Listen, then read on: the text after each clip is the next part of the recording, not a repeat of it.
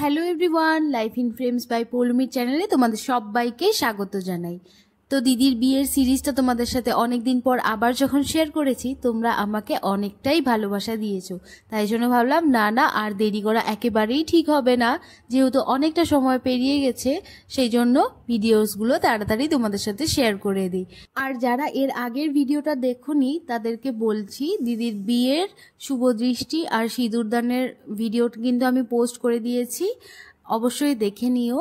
দিদির বিয়ে আর বাসি বিয়ে কিন্তু একই রাতে হয়ে গেছিল, কিন্তু তাও রিচুয়ালস মেনে পরদিনই দিদির বিদায় ছিল। সেই দিন সন্ধেবেলা বসেছিল ওরা আশীর্বাদ পর্বে, সবাই যারা বড়রা আছে সবাই আশীর্বাদ করছিলেন।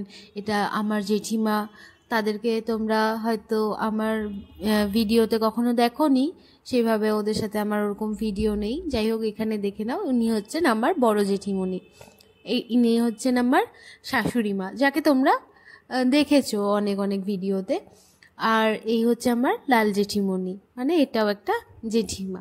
ঠিক আছে, এখানে আরও সবাই ছিল, যেমন আমার বর্দি ভাই, জিজু, বড় জামাইবাবু যে ছিল তিনি ছিলেন, বর্দা, বৌদি ভাই, মেজদা ছিল, তারপর মিমি, যাকে মানে আমার মেজো বৌদিকে আমি মিমি বলি, সেও ছিল। তো কোনো কারণে তার ভিডিওটা মিস হয়ে গেছে, সেই জন্য আই এম সো সরি মিমি, আমি তোমার ভিডিও ক্লিপটা পাইনি খুঁজে।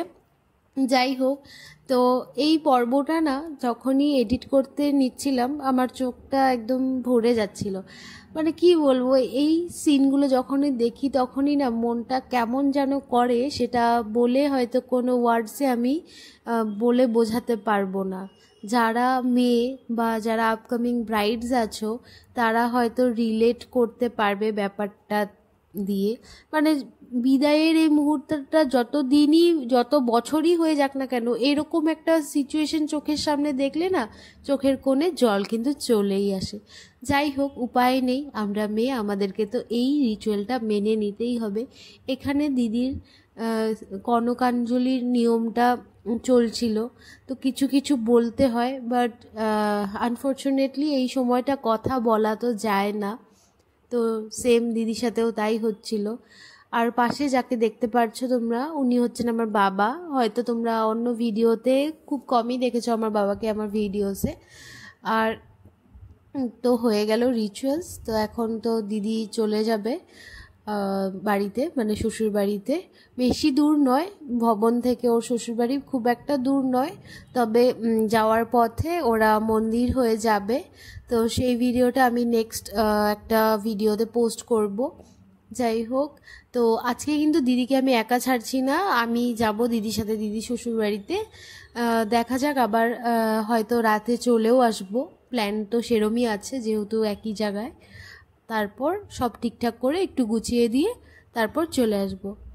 ভিডিওটা কেমন লাগলো তাহলে তোমরা জানিও আমাকে, একটা লাইকস, কমেন্টস আর শেয়ার করে দিও ভালো লাগলে।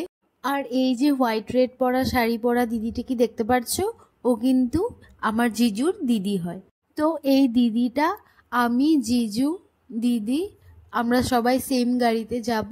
চলো দেখা হচ্ছে তাহলে তোমাদের সাথে দিদির শ্বশুর বাড়িতে গিয়ে। ততক্ষণ ভালো থেকো সবাই, সুস্থ থেকো, আর ভিডিওটা কেমন লাগলো সেটা কিন্তু কমেন্টস করে জানাতে ভুলো না। টাটা, বাই বাই সবাইকে।